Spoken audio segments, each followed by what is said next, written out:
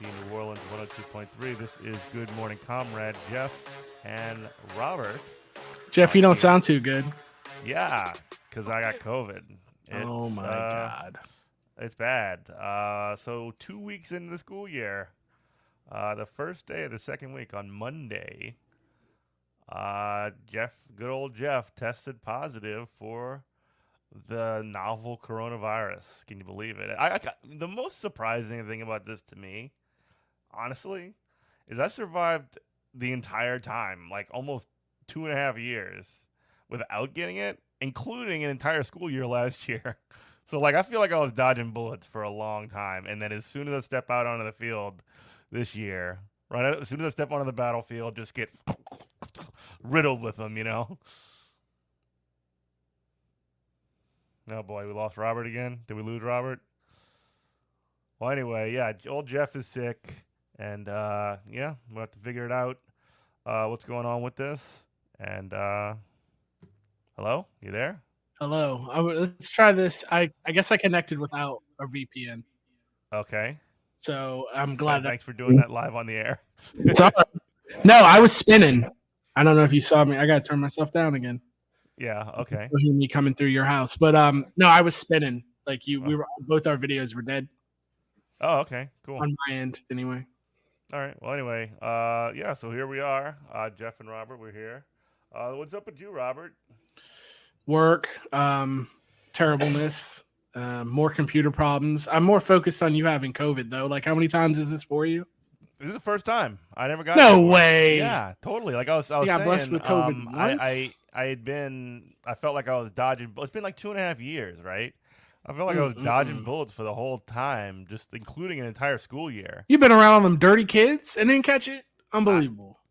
I mean, I guess. I mean, I did get really sick in May of last year, of actually May of this year, where to the point where like I missed like 2 weeks of school, but I never tested positive for COVID, so it might have been some other kind of flu or something like that. But that was it. I don't know. I was supposed to go to Netroots Nation. I was supposed to be going to Pittsburgh. Shouts out to Layla, Billy, and Bill, who are out there holding it down. They ran the labor caucus out there. They were kind of the crew I was going up there with, and we were going to do some panels and stuff, but they're up there having a good old time. I was supposed to go up there and sit and see some folks and you know, hold down Radio Row, and the whole thing fell to pieces. It all fell apart. The worst week. I was going to go somewhere for the first time in like 2 years. You never go anywhere. I never go anywhere. You never go anywhere, my dude. And it got you. I can't believe it. I got clapped up by the Rona. It just got me. I wasn't ready. Once you think you have all the questions, I have all the answers, I change the questions. So I took a test. Like you text me and told me you came up positive. So I took a test. We were in the studio on Saturday last week. Mm-hmm. And so I took a test that day when I got home, and it came up positive. So I guess having COVID twice and having the vaccine with boosters does work. Wait, it was negative or positive? Yeah, negative. Did I say positive? Oh, that's like that old joke. Have you ever heard? There was some comic back in like that. He's like, I don't know why they call it HIV positive negative. Yeah, like in it, like it's bad to like not to have it. Like, shouldn't it be HIV positive if you don't have it? Yeah. Some old corny. I can't remember. Yeah. So I was at my father-in-law's a couple weeks ago in Philly, and he was all like, bless his heart. He's just like, hey, do y'all want to watch a comedian? Y'all like, I like stand-up comedy. And I'm like, sure, Mike, whatever. And he puts on this guy. This like, I can't even think of his name. He has a very Italian name, like straight out of Central Casting. and it was this stand-up special from literally a decade ago, and he had like a rhinestone vest on and tight black jeans, and he was the best way I can describe it. It was so cringy. It was so cringy. It felt like I was watching a bit of a comic doing a 2000s comic, a 2010 comic. Like he was all like it felt like what he was going for. Maybe no, he was it doing felt the postmodern thing. It felt like Chris Kattan from Saturday Night Live was pretending to be a stand-up comic. Like, have you seen that? I want to say Bob Odenkirk only because I've been watching Better Call Saul, but that's not it. Have you seen Tim Heidecker's ironic comedy show where he pretends to be an edgy like right-wing comic? He pretends to be Jim Brewer, really. Okay. So he just comes out. He just makes noises. He's like, he goes like, women, you know, like that kind of thing. It's the most, dude. You should check it. I think it's like on the whole thing's on YouTube. Dude, comedians have completely lost their minds. They've gone completely off the rails. Like I don't know. Like you mentioned Jim Brewer a minute ago. Like he's doing like straight up right wing comedy, but like there's no jokes. It's just him like complaining about women and stuff, making fart noises. Yeah, like women, like he just did. It's not even a joke. Like that's the actual comedy. We'll have to watch some of that stuff for our like on Twitch. When we do our Twitch stream. Oh my god, it's so it makes me cry. And I'll find that comedian too, so we can compare him. He was so cringy. That's even like where and again like Dave Chappelle was like one of the greatest comedians of all time, but like when he starts like complaining about trans people and calling it content, it's just like that's not even comedy, you know? Oh man, like Dave Chappelle is an interesting case of why just it's better to burn out than to fade away. Yeah.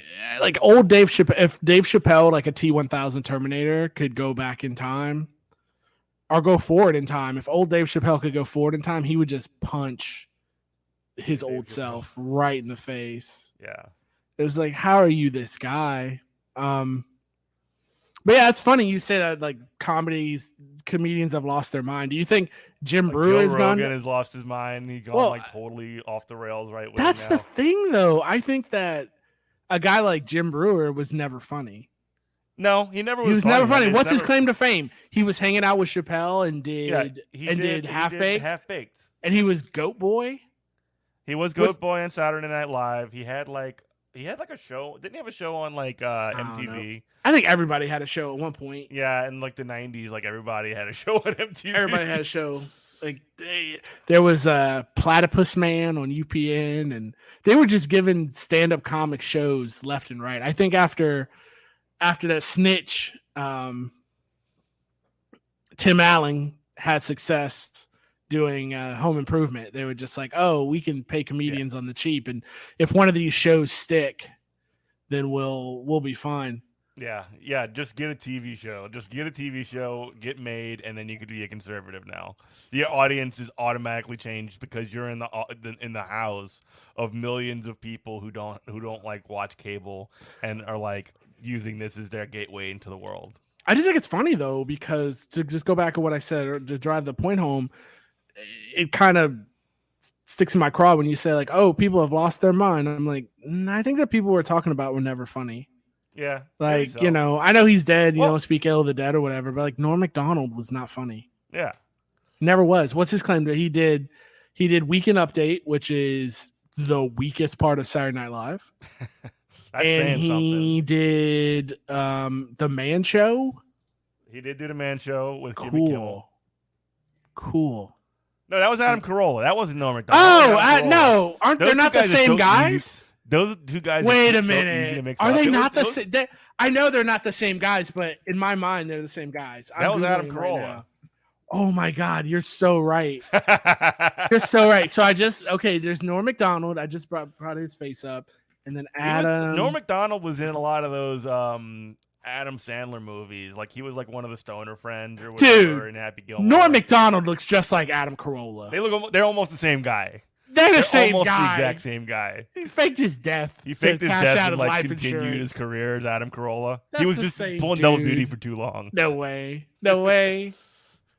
Oh my god, I'm so sorry, y'all who are screaming at the radio, screaming at your iPad, listening to this, going, "What is this idiot talking about?" I'm literally looking at their faces. This is the same person. No way. But yeah, Norm Macdonald wasn't funny either, though. Again, weakest part of the show, weekend update. Yeah. The weakest part, like it just has a trail of just like, oh, well, what do we do with this guy with a monotone voice? We'll throw him on weekend update. Can't get any worse. He was better than Colin Quinn. Colin Quinn, the guy who, what's his face, who he also lost his mind, and they threw him. Remember, he had the 1 year gig for Monday Night Football, and it was super lame. Dennis Miller. Oh my god, yeah, Dennis Miller. Like now, it's like Che Guevara or whatever. Che for Guevara. all you boom, yeah, like whoever does weekend update now, it literally is. It's like Michael Che. Michael Che, who's like also really annoying on Twitter too. Really? Yeah. I don't follow it. I don't follow it. He just like does a lot of like liberal finger waggy stuff. Oh, so that's where we're at now. They're just the libs have taken over. Saturday Night Live. So why isn't that show canceled? Who's watching that? It's like legacy media. Like it's uncancelable. Like as long as Norm Macdonald's alive, they're never gonna cancel it because like he's the guy who made it. Like whatever. Or it could be just a way to like get people to pay for Second City enrollment. Maybe like that. It's a hustle. Be like, you could be in the writer's room for Saturday Night Live. At least it's like an old time hustle, like an old school hustle, as opposed to like NFTs, right? Like at least it's a hustle where there's a service provided. I mean, I don't want to completely knock it because there was obviously like good people that came through it. You know, Richard Pryor. I mean, just to name, you know, Dean Martin, Martin Short, Chris Rock. Just trying to think of people who are like, no, I'm just thinking Saturday Night Live. Oh. Maya Rudolph.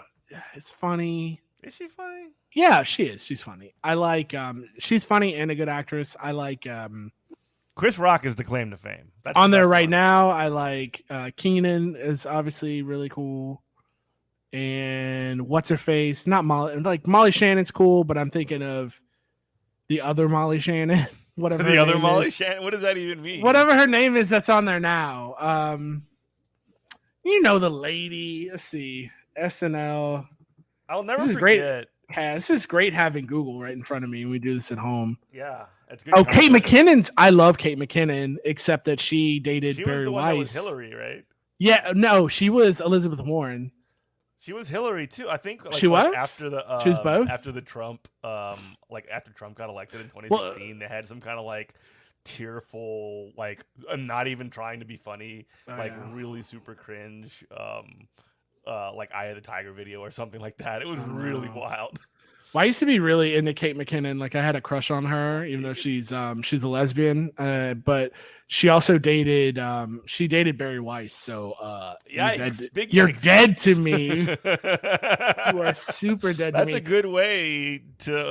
good way to just like burn through any goodwill. Oh, go start dating Barry Weiss. Oh, that just killed my crush. That was never gonna happen. Did you hear about this like university of like Phoenix, Arizona that Barry Weiss is doing now? No, please tell me. But I just want to get this off. Adie Bryant. That's who I was thinking of. She has big Molly Shannon energy. I don't know who that is. You would know her if you saw her. I'm trying to think of other things she's been in. Let's look at her Wikipedia real quick, but keep that what you're talking about. I want to talk about Barry Weiss because she sucks a lot. Let's see, what has Adie Bryant been in? She was in Kids? No. I'm trying to think of stuff you'd seen her in. I don't know who this person is. She was on Portlandia a lot. She was in Documentary Now. I've heard of Portlandia. Never Comedy Bang Bang. I don't know what movie. She was not in Kids, like the Kids that I'm thinking of. There's no way, but she really hasn't been in that much, to be honest. There's no way she was in Kids though.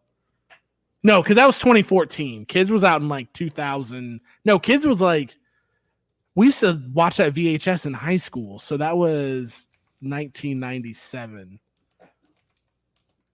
That movie was wild. I mean, that movie, if you show kids now that, like, if you show actual kids, they're like, oh, watch kids, this movie's crazy. Like, people would be, like, kids would be like, what? Like, this is nothing. But back in the day, back in like 1997, I remember that movie, there was like talk about it. It almost got rated X, like by the MPAA, because they thought it was a documentary about like crazy New York kids, but it was a movie. It had everybody's indie crush. I don't want to say Khloe Kardashian. That's not right. Chloe Sevigny. Okay. And then it had who's the lady who used to date that liberal jerk in New York? What liberal jerk? There's a lot of liberal jerks in New York. I know. Who's the Star Wars lady now? The Star Wars lady? Yeah, who was in Rent and also the Star Wars lady? I don't know. She dated the vegan guy from New York. I got nothing, bro. I got nothing. Dude, you know, come on. This is like, we can't go on Match Game. Like, we can't go on the Newlywed Game because I don't know anything. You suck at reading my mind. What was his name? I want to say Corey Bush, and that's not right, obviously. Cory Booker? Cory Booker, yeah. You're talking about Rosario Dawson. Yeah, she was like 12 years old in that movie. Oh, it's real creepy. Yeah. It's creepier. I remember you told me the story of Rosario Dawson when she was on the Bernie Sanders campaign. Days. When you saw her just like instantly like liberal take the black pill. Oh yeah, because everybody was yelling at her. Like, Can she you had run it down. Well, so Bernie, this is so silly. This is like 2016, right? Yeah. So we're at the convention, and Bernie's like making his announcement to just, you had to be a delegate to be in the room. And so Bernie's like, oh, you know, pretty much, I want to thank him everybody. Like saying, breaking the news to the crowd. Yeah, I want to thank everybody, but obviously, if you got on the plane and came here, you might have heard we didn't have the delegates. So I want to thank everybody for showing up, but you knew what a boo. And then Killer Mike is like, hey, y'all, just chill for a minute, It was so dumb. Awesome. And then Rosario Dawson came out and tried to be like, okay, we gotta keep fire. Boo. I was like, what did you expect, Bernie? Like, that was the dumbest. I don't know what people who came to that I don't know. This is one of those things where the left kind of loses its mind. Like, we were participating in the democratic process. That is the Democratic Party. Like, what did you think we were gonna do the tennis court convention? No, I'm just saying, did you think that we were going to do the tennis court convention in like the French Revolution? Did you think we were the Jacobins and we were just going to all just take over? Like, no, that was never going to happen. We were coming up there to like be like, "Yo, this is our guy. We took it this far. You need our votes, Hillary. Yeah. So this is a whole block. Get as much as you can actually leveraged in this entire process, which ended up not being anything. It actually ended up not being anything, and we got Tim Kaine for a VP pick, which was Tim Kaine in the membrane. Well, was wonderful, let me tell you. But no, I had a lot of good times there, and I met Rosario Dawson and Killer Mike, who also turned out to be don't meet your heroes, folks. Oh, he's bad? Oh, I hate Killer Mike, dude. Why do you hate Killer Mike? So here's my thing with Killer Mike. So listen to Run the Jewels and then listen to his talks when he's not, because you can't even say this is just entertainment. He'll talk about gun ownership. He'll talk about, you gotta be ready because police are savages and we gotta do our own thing and we gotta, prepare for some kind, like there might be a revolutionary action or whatever. And he's talking real greasy. Killer Mike owns businesses in Atlanta. Yeah. So as soon as the protests started running up against, when they were burning Atlanta to the ground for the second time, righteously, started running up against his barbershop and his barbecue business and all that, he's out there with the mayor going, y'all need to calm down and like let's all hold hands. What we need to do is get your little monies together and open a all black bank. Oh, and no. I'm like, he did a show on dog. that. Get out of here with that. He did a show on that. Yeah. So as soon as it started to threaten his capital. Mm-hmm. It started as soon as the uprising started to threaten his capital. All of a sudden, the chain and the fist went away. And Run the Jewel, he was like, "No, Run the Jewels is just that's entertainment. That's fantasy in Minecraft. Run the Jewels in Minecraft, An not in real album. life." I'm like, man, I ain't trying to hear all that, Killer Mike. Get out of here with that. Mm-hmm. Yeah. So that was silly. I have. It's funny because I know a kid from. I say a kid. We're all old men now, but I know a guy from high school he's a liberal and he's also queer, and we kind of like we don't talk all the time, but we'll post stuff on Facebook back and forth. When I knew each other in high school, and I was like, man, Killer Mike. I was like, that dude's a fraud. That dude's all cap. And he was just like, oh, you, and he posted, he's a liberal. He's like, oh, you didn't know? He's like, you didn't know? He's like, that dude was running game the whole time. He's like, he's really not about this. And I'm like, are you about this? And like, we kind of got it. I'm like, there's hope for you. You're a liberal, but you're okay. You're about this. I'm like, all right. So we got stuff to talk about. But yeah, I'm no fan of Rosario Dawson nor Killer Mike. But Rosario Dawson was in Kids. It's a real weird movie. Feels like you're watching virtual reality without the glasses. Her being in the Kids is creepier. It's a creepier performance by a child than what's her face from in The Professional. You know what I'm thinking of? I can't remember what her name is, but I know what you're talking about. No, I don't know. Everybody knows. I just can't think of anybody. My brain is so fried from the work. Buddy, I'm the one that's got COVID. Like you're supposed to be the you're supposed to be carrying the show today, man. For carrying, I can't carry a lunch pail today. I am not of it. All right, you ready for? Yeah, I want to hear about this. You ready for University of Austin ATX? Absolutely. Awesome. So this is like a university, like an anti-woke. This is from Gawker. I'll just read straight from here. Natalie Portman. That's what I'm thinking of. Natalie Portman.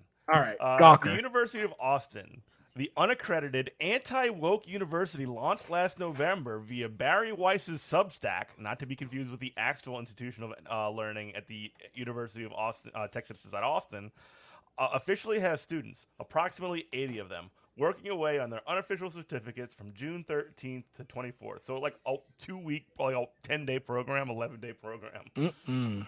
The school was the brainchild of a small group of centrists, intellectual dark web affiliates, and real-time with Bill Maher roundtable regulars, including historian Niall Ferguson, Bari Weiss herself, Atlantic contributor and former American Enterprise Institute president Arthur C. Brooks, Palantir co-founder Joe Lonsdale, and evolutionary biologist Heather Hying, who resigned from Evergreen State University in 2017 over her husband's pushback against an equity initiative that led to campus-wide protests. So basically like a bunch of like anti-woke, intellectual dark web freaks, and like Neil Ferguson, who literally basically does like Nazi apologia, in my opinion, in his history, in his sort of like interpretations of history, is is running this like fake unaccredited college that's like teaching the dangerous knowledge of the world. It's incredible. I love it. It's just like it's another. I mean, like you mentioned the grift of like Second City, the possible grift of Second City through Saturday Night Live or whatever. Like this is the exact same thing, just like done through academia. Or like it's just like NFTs, Way to tie the nonsense together. Yeah. Interesting. Yeah. Can you name any company that's like named itself? You know exactly what's up when you name your company Palantir. Yeah, it's like it's like name your company Death Star or I don't know, Harkonnen Incorporated. Mm-hmm. Yeah. Yeah. It's like your name. It's like Chaos from the Get Smart show. Like you're just making your thing sound as evil as possible. Yeah, that's go ahead. Mm-hmm. UATX claims to plans to seek accreditation, but until they are now offering a postgraduate fellowship for the fall. They seem to be planning a quote undergraduate curriculum for some point in the future, which will include a 2-year thesis-like project called interchangeably a North Star or Polaris project. For that, the site suggests students might, quote, compose a symphony in honor of lost languages or develop a white paper for new cryptocurrency that solves a technological problem in the finance industry. No. This is all bad news. This is all bad. It's all bad news. It's incredible. And like one of the most okay, so here's the I'm looking at the sort of like founding trustees. You got Pano Canales, the former president of John. This is like some right wing guy. Neil Ferguson, historiker and Hoover Institute, the Hoover Institution at Stanford. Barry Weiss, Heather Hying, and the Palantir guy. That's who's like coming up with this. I'm like fascinated by this entire thing. Our principles. Our universities devoted to the unfettered pursuit of truth are the cornerstone of a free and flourishing democratic society. For universities to serve their purpose, they must be fully committed to freedom of inquiry, freedom of conscience, and civil discourse. I mean, I don't know about you, but I didn't see any leftists on that. That list of founders. Like, you want to have a full, free, like freedom of inquiry, freedom, like full broad scale analysis here. No. That's not the whole point. The point is to pretend that you're doing that, right? Absolutely. Forbidden courses. That's what the thing is called. The forbidden courses. Forbidden. Oh, this is the intellectual dark web. This is the intellectual dark web. Yeah, absolutely. The Forbidden Courses summer program brings together undergraduates to cultivate the habits of civil discourse.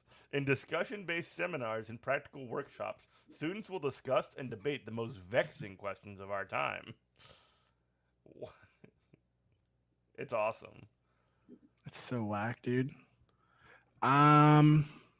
Yeah. So Barry Weiss sucks. I feel like she kind of threw in her lot with like in the same kind of Jordan Peterson, Milo Yiannopoulos, and I feel like the only person that's come out from that to still do okay from that like like you take the intellectual dark web Sinister Six or whatever, and I supervillain team Legion of Doom. I think the only person kind of still standing, not that these people are like starving in the street, but the only person that seemed not as a joke by the general public is Joe Rogan. Like from like those one people foot left. in, 1 foot out. He was like a facilitator of that stuff. He was never like a thought leader or anything. He was like the guy. He was the guy that had the platform that entertains these people, if you know what I mean. Like, he's never been like, he wouldn't even say himself that he's like a thought leader or anything. He's just the guy that like gets high and like listens to these people say all their stuff. You know what I mean?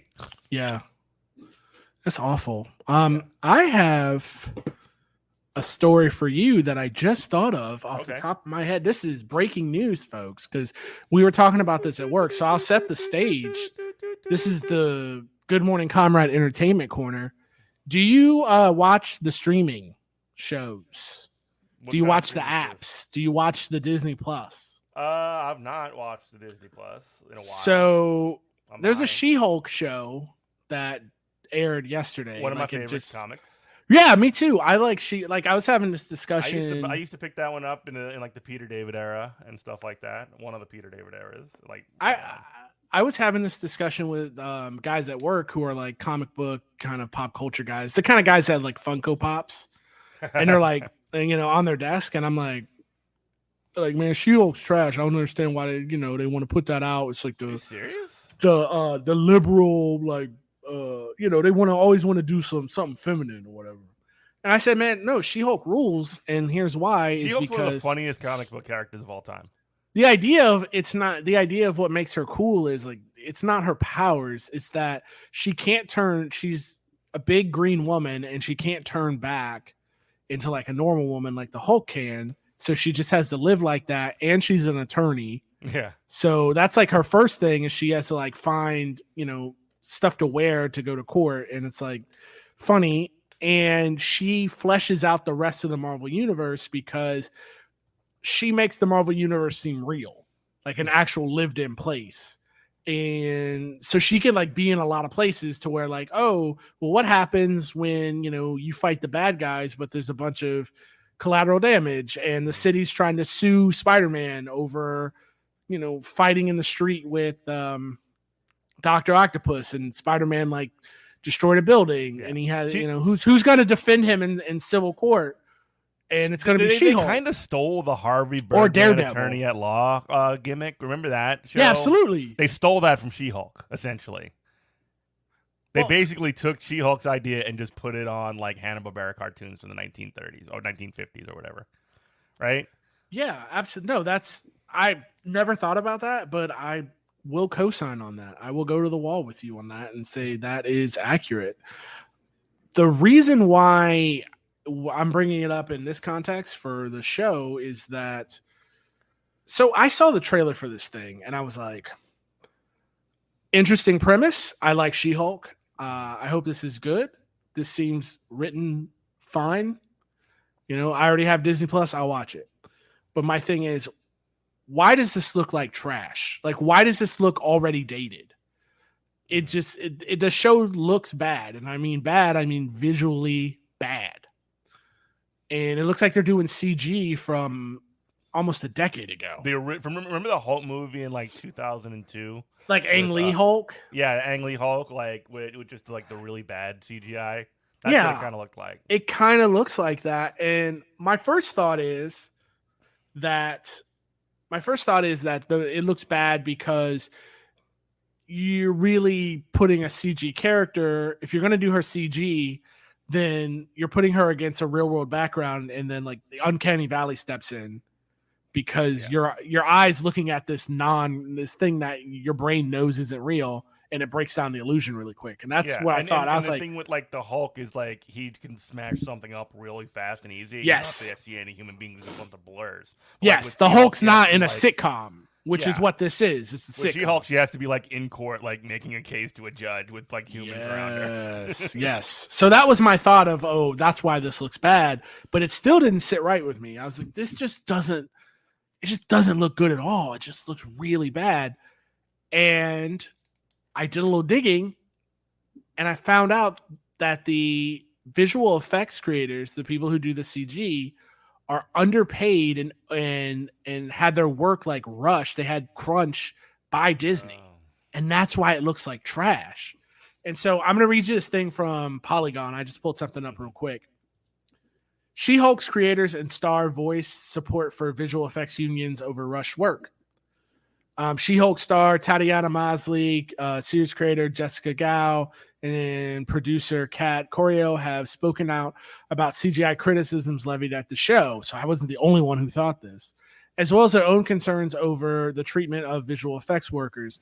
The trio's commitment on the issues came during She-Hulk's panel at the Television Critics Awards Summer Press Tour on Wednesday.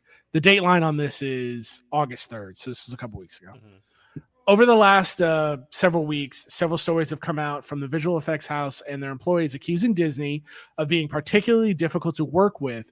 According to stories, Disney often creates bidding wars on its projects, driving prices lower thanks to its size and power in the industry. This leads to smaller teams on each project, increasing the demand for working hours. On top of that, Disney also frequently demands changes extremely late in the process, which causes artists to work even worse hours, the anonymous employees say. That's like a double crunch. Mm-hmm. And I quote, "I feel incredibly differential to how talented these artists are and how quickly they have to work. Obviously, much quicker than should be given to them," Maslany said during the TCA panel. "I know there's lots of eyes on the CG and critique or whatever. I do think we have to be super conscious of how work conditions aren't always optimal, and that they've made these amazing strides in the industry and the tech. I watch it and I see thoughts. I watch it and I see thoughts. It doesn't look like a cutscene from a video game. And we stand in solidarity with what they say," said Corio. The truth is we work with them, but we're not behind the scenes on these long days and nights. So if they're feeling pressure, we stand with them and we listen to them. In No. the face of these conditions, many visual effects houses and studios have begun to attempt to unionize, giving artists and employees more collective power to help guide their studios and demand higher, more fair prices from Marvel. It's just a massive undertaking to have a show of this scale where the main character is CG. It's very overwhelming and a ginormous thing to take on. And it's terrible that a lot of artists feel rushed and feel the workload is too massive, Gao said. I think everybody on this panel stands in solidarity with all the workers. It is very pro good working conditions. No. Pro union, Masley said. I can't say her name. Maslany said. Maslany? Yeah. She-Hulk has gotten backlash for its CGI after the release of its trailer so far, including one last month at Marvel's San Diego Comic-Con panel. She-Hulk's release date was also delayed by a day with a quiet announcement on Wednesday that via the official Disney Plus app later for August. So I just thought that was super interesting that I was like, this looks like trash. And there was a good reason it looks like trash. It's because Disney just farms this stuff out like all these companies do to the video games do this all the time to the lowest possible bidder. And then that company puts the huge crunch on their employees. And so they literally can't perform the renders. They can't go over the renders that they want. And then it comes out looking bad and everybody's home life balance is destroyed and nobody's happy. Yeah. And yeah, that's really like the other thing too is that like Disney will be like, hey, we pay our workers $15 an hour or whatever. What they don't say is that we contract out with companies that don't. We'll contract out to somewhere in, Malaysia or something like that that has a worse working conditions than here that will often be a CGI company, startup or whatever. It kind of reminds me of, I mean, maybe it's not fair, but like it kind of reminds me of like when everybody like gets mad about like motherboards being made in China and like having the suicide netting and stuff like that. Like it's not that different. I mean, the same. No, that's the exactly thing. The Yeah, thing. a lot of these tech jobs, especially we had the whole. I mean, I got caught up in it. The whole learn to code craze. Mm-hmm. Well, a lot you had a learn to code phase. Oh yeah, I was trying to learn C++ and Python and JavaScript. That's old stuff too, huh? Yeah, it's like JavaScript, Python, and C++. But yeah, everybody was like, learn to code. And these jobs at their very best lead to these virtual sweatshops where you're a code monkey and you're just cranking out code and nobody cares, like with little to no benefits, and you're overworked and you're underpaid and nobody cares about the working conditions. Yeah. And you're in a sweatshop. And speaking of, by the way, remember like during that phase when it was everybody like learn to code, you'll make so much money, you're gonna like be set for life if you learn to code. Well, when you start making enough money, when people in America first off, you're like flooding the market with workers, right? You're just putting so many workers into that market to the point where they're going to be fighting. There's not enough jobs for all those people to get the work. And then when you finally do get a little bit of level of organization and the pay starts to tick up, companies start looking at that and is like, oh no, that's too much of our bottom line. We need to chop those jobs off, ship them away. And all those workers that learned how to code, they did what they were supposed to do, are just like stuck out there with their hands in the air being like, what do we do that's now? Even if you're assuming a lot there, Jeff. You're assuming that you even have a job where you're an employee and you're not just doing contract work, where you're just this like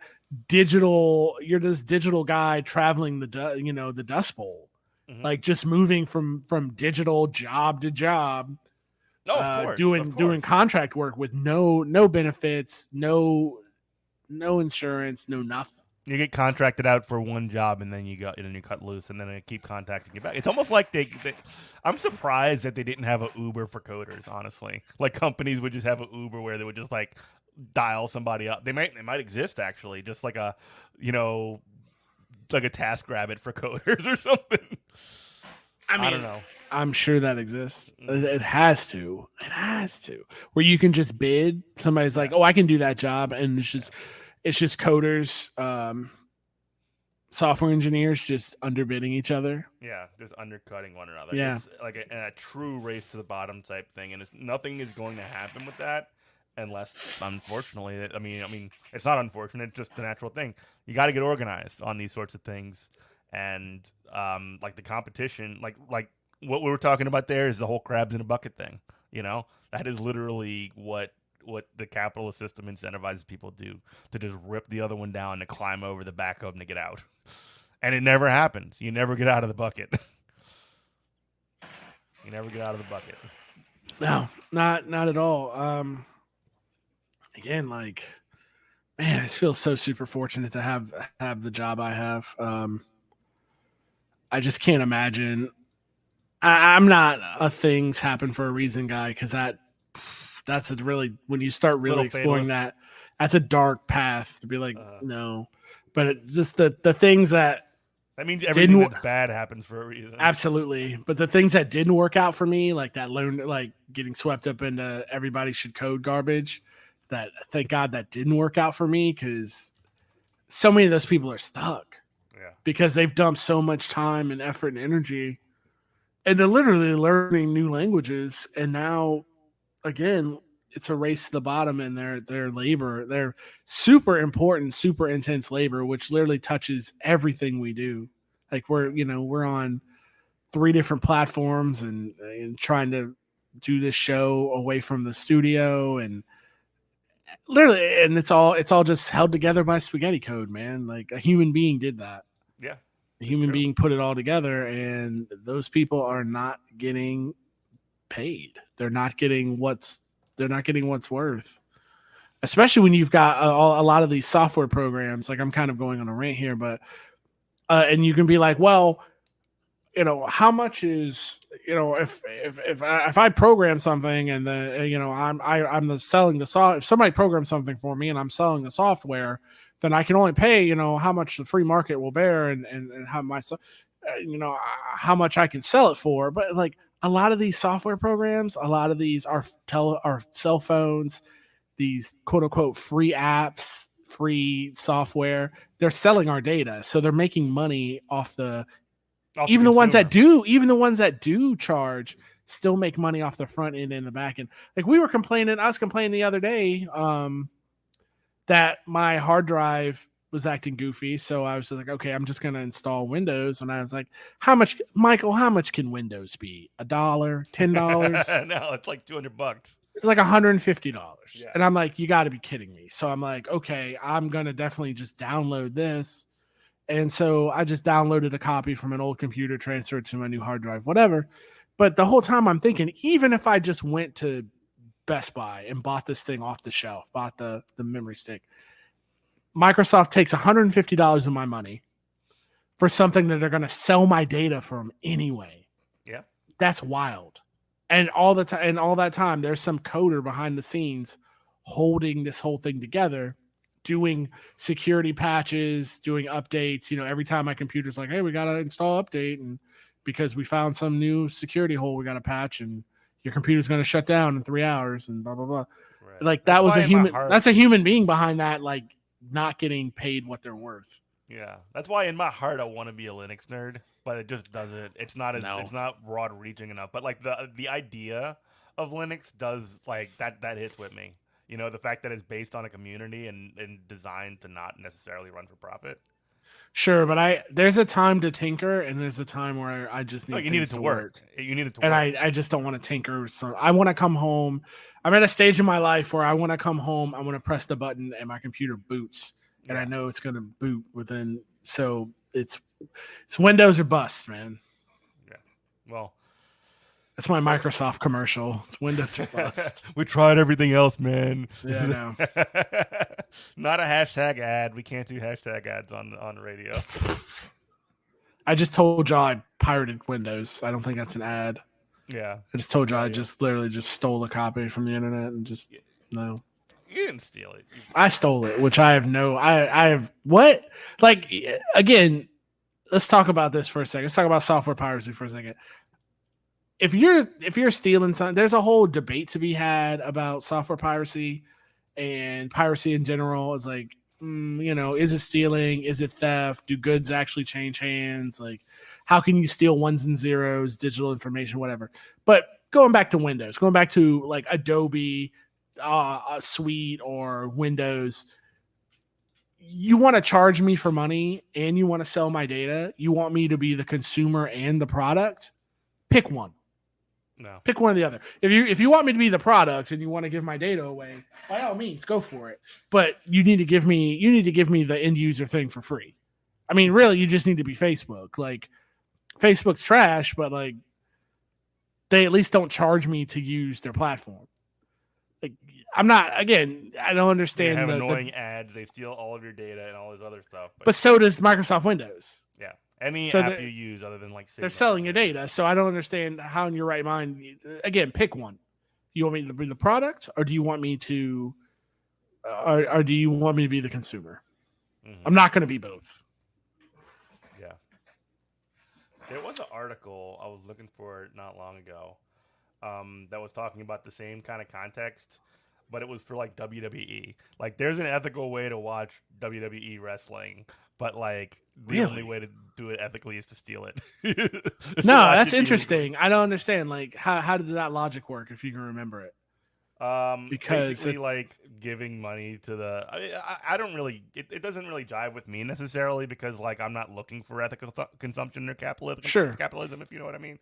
I mean, I'm more interested in. I mean, I'll just put you on the spot on something, but I'm more interested in their defense of it, because how am I, if I'm not giving to the, how am I ethically watching it if I'm not giving money to the company, but then how do they pay their workers at the end of the day? Because they have enough money to do it. I understand they have enough money to do it, but they have enough money to do it because people have paid in the past. Yeah. So I don't have the article in front of me, but that was sort of an argument that was made. Mm-hmm. I don't even necessarily endorse it. I mean, like, I don't care if you're gonna watch like content, as long as it, like my. Oh, I definitely don't care. I'm just interested. My whole thing is like, don't steal from small content creators is my kind of point. Mm-hmm. And like, even if somebody, like, if we had a Patreon and somebody started passing it around, I don't. First off, I don't. If we had like a secret stream or whatever where we would only do it to patrons and like that got out and it got popular or whatever, that's good. Like, we would need right now. What we would need is exposure if we wanted this thing to take off. Not like the thing we don't, before we get anything, before we could do any kind of like, could do any kind of monetization, would be, we need to have enough people watching and listening to make that happen. Yeah, I mean, there's a whole debate to be had about that. If you want to talk about that for the last 15 minutes, is that I was actually having this discussion with somebody. So let's say I download a video game, and if I steal that video game, if I pirate the video game, and I end up like loving it, I end up liking it enough to complete the game, then I think that you've stolen something because you liked it enough to complete it. So you would have purchased that thing if you knew the enjoyment it was going to give you from the get-go. So at that point, if you've done that, you should just purchase the retail copy. Which most people would likely do. I don't think most. I don't think most. I think some. See, this is where it gets tricky, because I don't think most people would do that. I think it's a very small percentage, but I think that small percentage is a group of people who would have never bought the game anyway. Right. So now you're talking about, you've gotten sales that you wouldn't have gotten anyway without them pirating it. Correct. And plus, they might tell their friend this game's great. That friend might not feel comfortable stealing or pirating it or whatever. So like there's something to be said about, like, if like I have this is an old conversation too. Like, this goes all the way back to Napster and like Lars from Metallica. And the argument that Lars made, and like it got kind of like, and I don't even agree with him necessarily, but like he got vilified for it. And like, I'm not even making the case that he's like a good guy or anything, but like the case that he made was that like, oh, you're stealing our music, that's our art, and like that's if you're stealing from the record companies, you're stealing from us, and like that's not even true, because like they play that stuff on the radio for free, and like if you can get access to that music, you're more likely to buy it. It's not true, but the logic is still sound because You mean the large logic? yeah, it's not true because that's not how people got paid. They Sure. didn't they didn't get paid in the record industry by how many they got advances, and then the record industry makes the money they can make. They get a contract, that money's gone, it's spent. Mhm. And then the record industry's getting the money that they can make off of the record sales.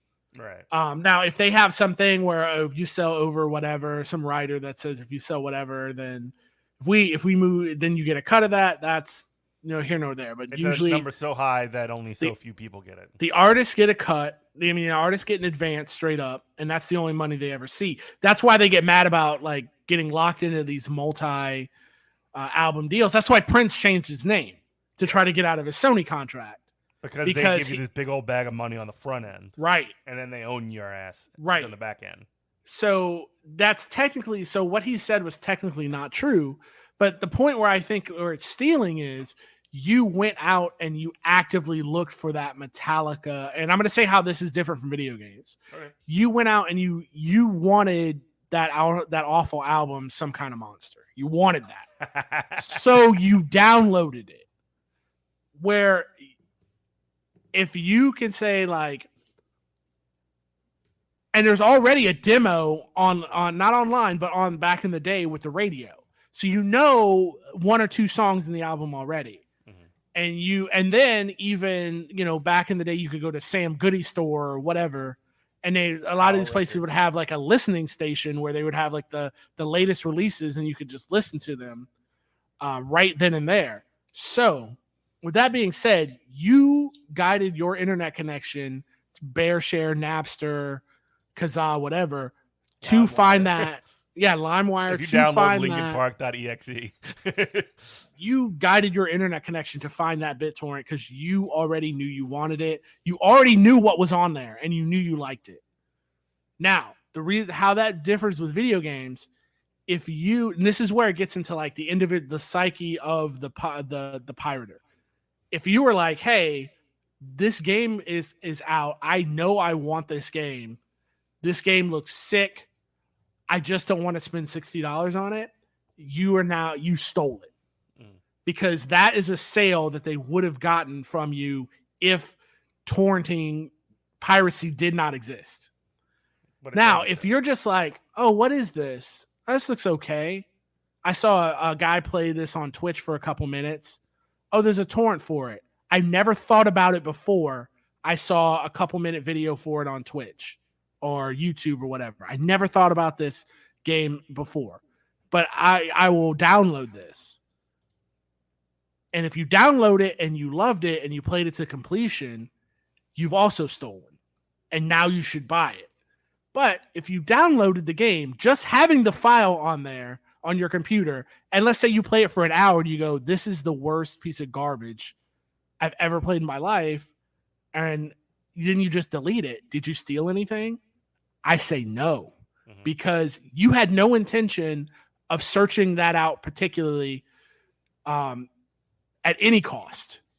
And you're just like, oh, it's free, so I'll give it a run. And you didn't like it enough to where you just deleted the thing. So it's no loss to the company. You would have never bought it. You would have never given it a second thought.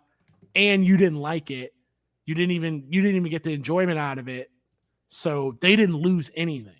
Really, you just played like a long demo for a thing you didn't even like. I'm less. But you have to be on. But that's where it comes into the individual person.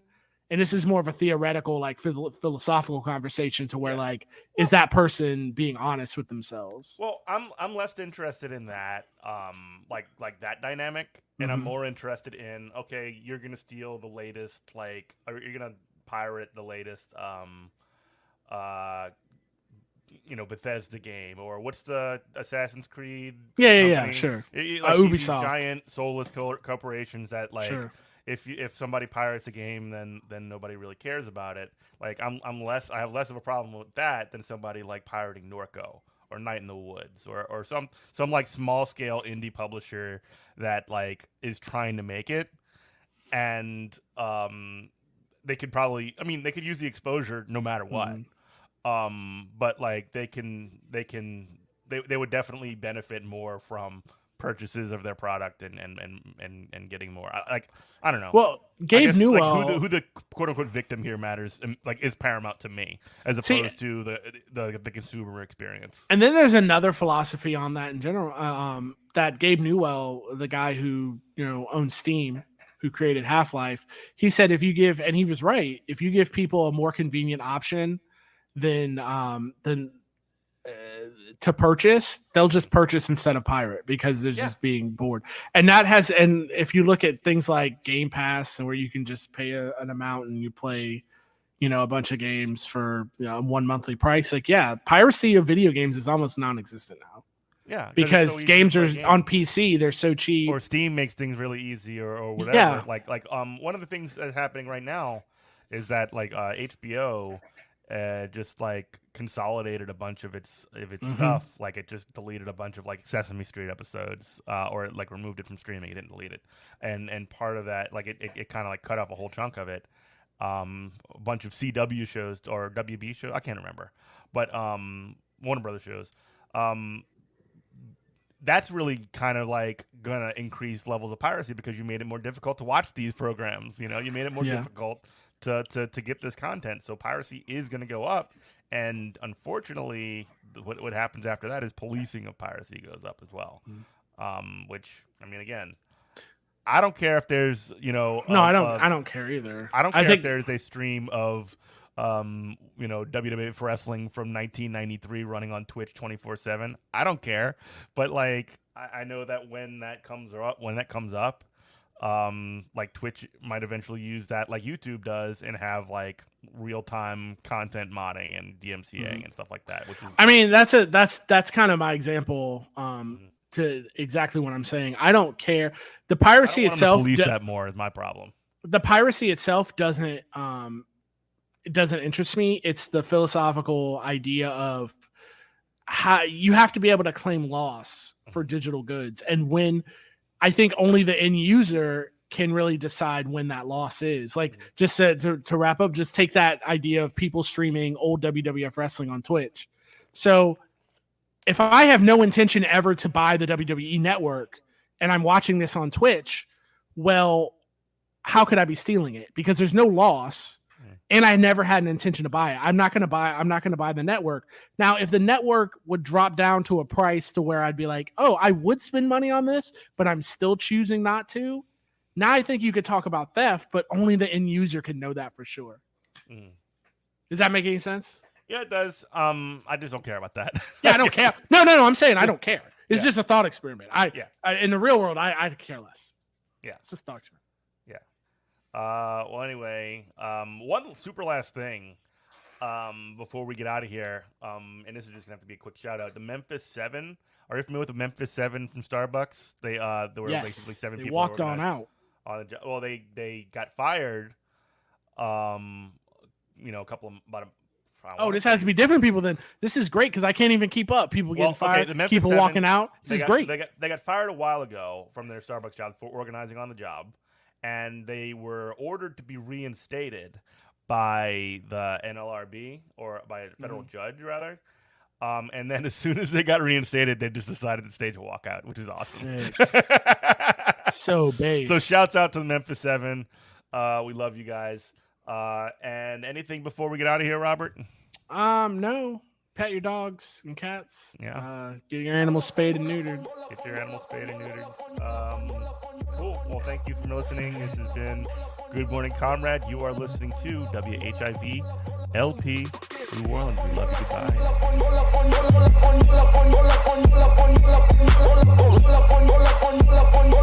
Goodbye.